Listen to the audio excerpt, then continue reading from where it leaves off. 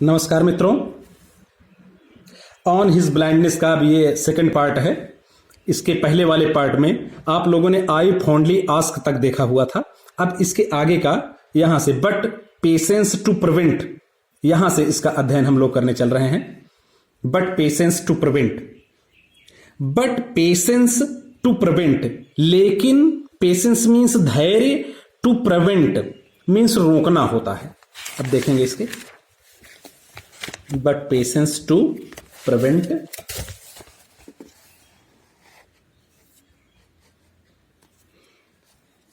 but patience to prevent that murmur soon replies, God doth not need either man's work or his own gifts, who best bear his mild yoke, they serve him best, his estate is kingly, thousands at his bidding speed, and post are land and ocean without rest, they also serve who only stand and wait। तो इन लाइनों में कवि कहता है but patience to prevent, but patience लेकिन धैर्य,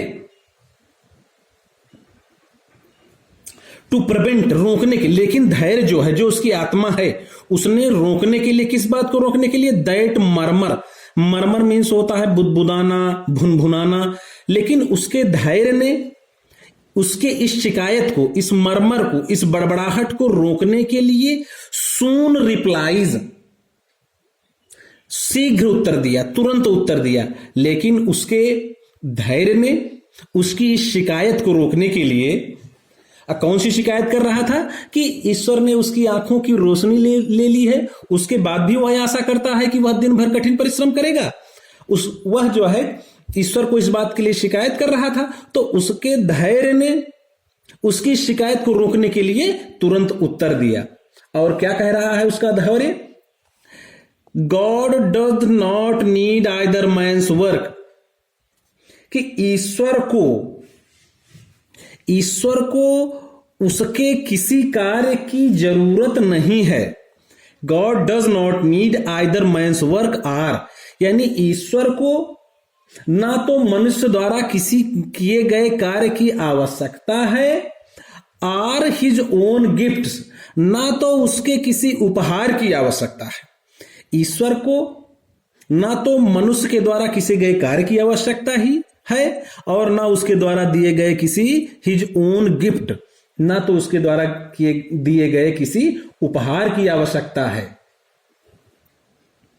who best bear his mild work, who best bear, जो खूब सहते हैं, हु मीन्स जो, बेस्ट खूब अच्छा, बियर सहते हैं, हिज माइल्ड योक, उसके द्वारा, माइल्ड मीन्स होता है यहां पर मधुर मीठा, योक मीन्स जुआ, जो बैलों के कंधे पर हल जोतने के लिए रखा जाता है, उसको योक बोलते हैं, माइल्ड। तो यहां यानी कभी क्या कहना चाहता, हु बेस्ट बियर, जो खूब अच्छी तरीके से सहते हैं ईश्वर के द्वारा दिए गए कष्टों को, दे सर्व हिम बेस्ट, वही उसकी सच्ची सेवा करते हैं। अगर इसको मैं इस प्रकार से कहना चाहूं तो कह सकता हूं कि ईश्वर की सच्ची सेवा वही व्यक्ति करते हैं जो उसके द्वारा दिए गए कष्टों को सर्वोत्तम ढंग से सहते हैं। यह हो गया। अब आगे देखें, हिज स्टेट इज किंगली, किसकी स्टेट राजा के समान है, ईश्वर की स्थिति, his state.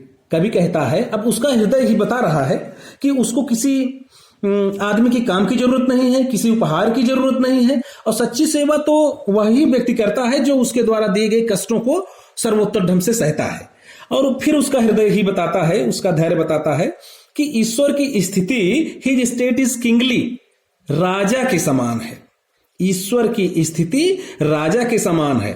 Thousands at his bidding speed, हजारों लोग, हजारों देवदूत, बिडिंग स्पीड, तेजी से आज्ञा मानने को तैयार रहते हैं।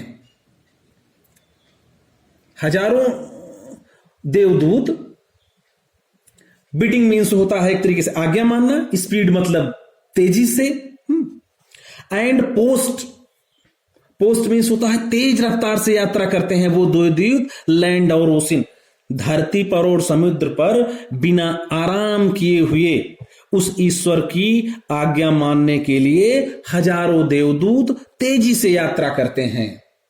अब उसके इन लाइनों को हम ऐसा कह सकते हैं कि उसके पास हजारों देवदूत हैं, वो उसकी आज्ञा बिना आराम किए हुए, वह उसकी आज्ञा बिना आराम किए हुए तुरंत पालन करने के लिए पृथ्वी और समुद्र में उपस्थित रहते हैं, पृथ्वी और समुद्र में उपस्थित रहते हैं। दे आल्सो सर्व, वे भी उस ईश्वर की सेवा करते हैं, हु ओनली स्टैंड और वेट, जो केवल खड़े रहते हैं और प्रतीक्षा करते रहते हैं। यानी इसका हम ऐसे कह सकते हैं कि जो स्वयं को ईश्वर की इच्छा पर छोड़ देते हैं, ईश्वर की सच्ची सेवा करते हैं। अब इन चार लाइनों, इन 1 2 3 4 5 6 लाइनों का अर्थ पुनः मैं हिंदी में आपको बता देता हूं। तो अपनी इस बड़बड़ाहट को रोकने के लिए कभी की अंतरात्मा, कभी का धैर्य तुरंत उत्तर देता है कि ईश्वर को ना तो मनुष्य के द्वारा किए गए किसी कार्य की आवश्यकता है और ना ही ईश्वर अपने उपहार के बदले उससे कुछ चाहता है और ना ही वह मनुष्य से किसी उपहार की अपेक्षा करता है। ईश्वर की सच्ची सेवा वही व्यक्ति करते हैं जो उसके द्वारा दिए गए कष्टों को सर्वोत्तम ढंग से सहन करते हैं। ईश्वर की स्थिति राजा के समान है, उसके पास हजारों देवदूत हैं जो बिना आराम किए हुए उसकी आज्ञा का पालन करने के लिए समुद्र तथा धरती पर, पृथ्वी पर उपस्थित रहते हैं। जो स्वयं को ईश्वर की इच्छा पर छोड़ देते हैं, वह भी ईश्वर की अच्छी सेवा करते हैं। इस प्रकार से यह जो है इसका पूरा अर्थ हो गया। अब अगले वीडियो में मैं आपको इसका और अर्थ इसको कंप्लीट करूंगा।